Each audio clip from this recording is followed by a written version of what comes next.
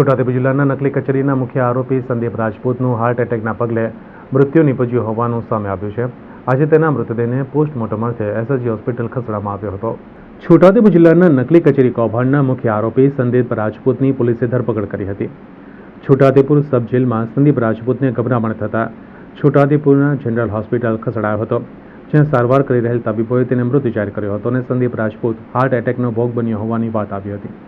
જોકે સબ જેલમાંથી તેમના પરિવારને સમગ્ર બાબતે જાણ કરવામાં આવી હતી અને મૃતદેહને પેનલ પોસ્ટમોર્ટમ અર્થે શહેરની સયાજી હોસ્પિટલમાં ખસેડવામાં આવ્યો હતો, જે તેના પરિવારજને આક્ષેપ કર્યા હતા અને જ્યાં સુધી તટસ્થ તપાસ સાથે ન્યાય નહીં મળે ત્યાં સુધી મૃતદેહ લઈ જવા માટે નન્નો ભણ્યો હતો. એસડીએમ પોલીસ અધિકારીઓએ જનરલ હોસ્પિટલના રિપોર્ટ મુજબ કાયદેસરની કાર્યવાહી હાથ ધરી છે. ઉલ્લેખનીય છે કે મૃતક સંદીપ રાજપૂત નકલી કચેરી કૌભાંડમાં નકલી કાર્યપાલક ઇજનેર બન્યો હતો. અને કાલે તો સવારે એના વાઈફ અને મારા જેઠાણી બંનેને મળીને આવ્યા હતા. રિટર્નમાં પણ એનો ફોન આવ્યો હતો કે ભાઈ તમે ક્યાં પહોંચ્યા છો, એવી વાત પણ થઈ એની સાથે. અને બસ 1 કલાક અડધો કલાકમાં પછી ત્યાંથી એ લોકોનો છોટાઉદેપુરની સબ જેલમાંથી ફોન આવે છે કે ભાઈ સંદીપ રાજપૂતની તબિયત લથડી ગઈ છે અને એને અમે હોસ્પિટલ લઈ ગયા છે.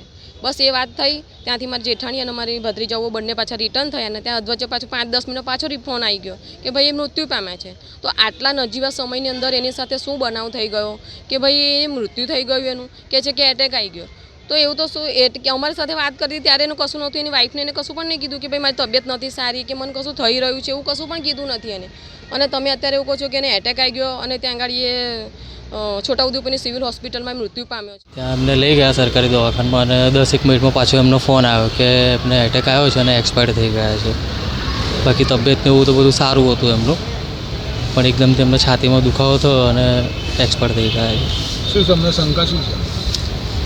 શંકા તો હવે કંઈક છે નહીં અમને શંકા, પણ હવે પીએમ રિપોર્ટ આવ્યા પછી અમને ખબર પડે કે શું છે આગળ. અગાઉ એમને કોઈ બીમારી હતી ખરી આ પ્રકારે? નહીં, કોઈ બીમારી તો એવું કશું હતું નહીં. એમને ખાલી ડાયાબિટીસને એવું હતું, બાકી દવાને એવું તો એમનું રેગ્યુલર ને એવું ચાલતું હતું એમનું, બાકી એવું કંઈ છે નહીં.